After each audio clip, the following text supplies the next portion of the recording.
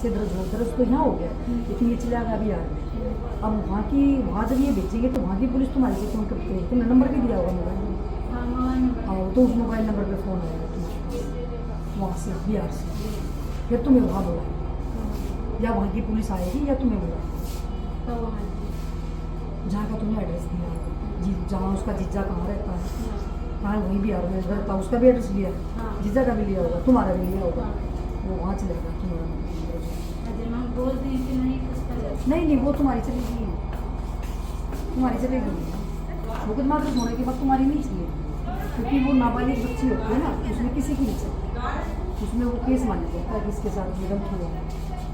Bihar police का क्या करते हैं मुझे नहीं पता। यहाँ की पुलिस अगर यहाँ का लड़का होता और यहाँ पे इसके साथ गलत हो रहा होता, अगर जीजा नहीं किया होता और यहाँ किया होता, जीजा ने किया होता और यहाँ किया होता 2 महीने पहले जीजा ने यही किया होता पानीपत में, तो फिर पुलिस उसको अभी गिरफ्तार तो बिहार वाली पुलिस क्या करती है? तो ये है क्या कुछ पूरा मामला, कैसे ये मामला सामने आया?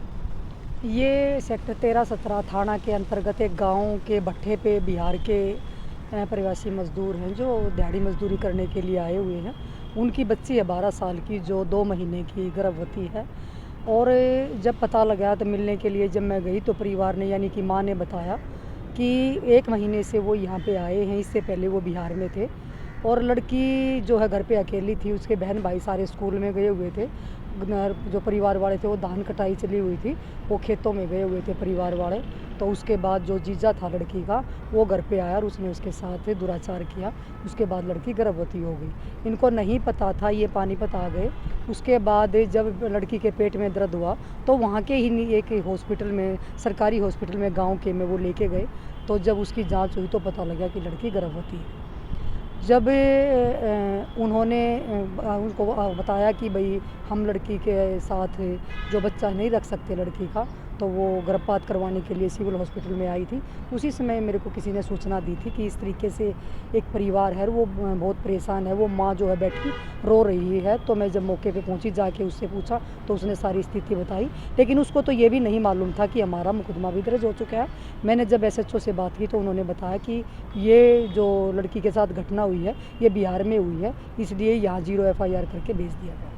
क्या पहले भी दुष्कर्म हुआ उनके साथ या नहीं? बच्ची 12 साल की है। उसने तो सिर्फ यही बताया कि जब सभी घर वाले बाहर थे तो जीजा ने मौका उठा के जब इसके साथ ये घटना हुई है लड़की के साथ। बच्ची है क्योंकि ये 6 बहन भाई हैं, 2 भाई 4 बहनें हैं। सबसे बड़ी जो एक ही बहन है जिसकी शादी हुई है, बाकी सभी छोटे। बच्ची से आपकी भी बातचीत हुई है? बिल्कुल हुई है। बच्ची ने भी यही बताया कि मैं घर पे अकेली थी और जो परिवार वाले थे वो बाहर थे। मैंने पूछा भाई बहन कहाँ थे, कि वो स्कूल में गए हुए थे और घर वाले खेत में गए हुए थे। तब जीजा ने मौका पाकर ये घटना को अंजाम दिया। और जो जीजा है वो खुद 3 बच्चों का पिता है, उसका 2 लड़के और 1 लड़की है। माँ यही रो रही थी कि भाई मैं इस बच्ची को बचाऊं या उस बच्ची को बचाऊं, क्योंकि दामाद है कि वो भी अगर जेल जाएगा तो उसके भी बच्चे हैं 3। तो वो इस दुविधा में थी कि मतलब क्या हो। तो मैंने यही कहा था कि उसने गुनाह किया है तो सज़ा तो उसको मिलेगी। तो माँ की गर्भवती है, उसकी जीजा बिहार पर क्या मामला? देखो, तो वो भी 13-17 थाने के इलाके की घटना है और उसमें घटना बिहार में हुई है। तो हमने FIR कर दी है, 0 FIR करके कंसर्न थाना को हम भेज रहे हैं। उसमें तो उसकी जीजा पर ही आरोप लगा? हाँ, जो भी उसने लगाए थे, जो भी कंप्लेंट दी थी, उसी कंप्लेंट के आधार पर FIR करके और भेज रहे हैं।